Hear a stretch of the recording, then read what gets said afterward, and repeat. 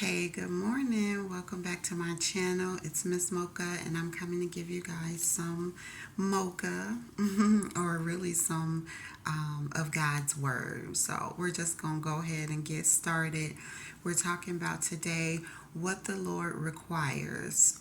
And so this is going to be what the Lord requires of the children of Israel, which we know is also the 144,000 or twin flames or chosen ones, however you want to refer to it. This is what he requires. So it is 5 things that God requires of us, and I got these 5 things from Deuteronomy Chapter 10 verses 12 and 13.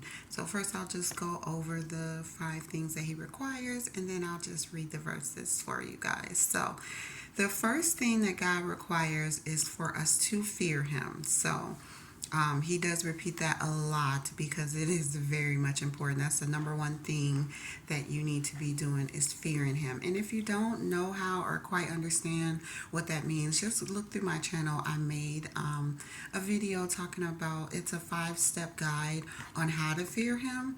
So that'll help you if you kind of like don't know how or where to start with it or quite understand.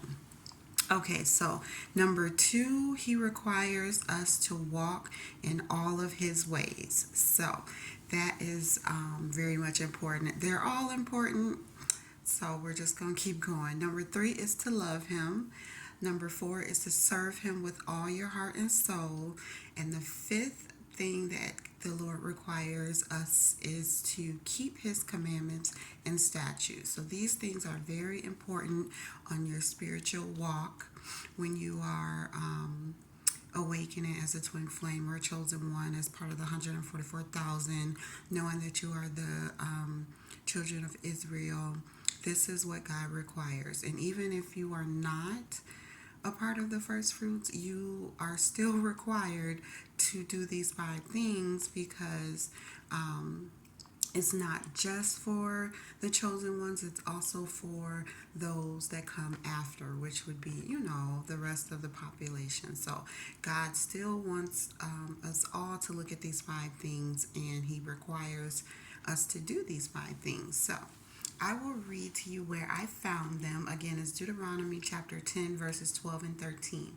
So 12 says, "And now, Israel, what doeth the Lord thy God require of thee, but to fear the Lord thy God, to walk in all his ways, and to love him, and to serve the Lord thy God with all thy heart and with all thy soul."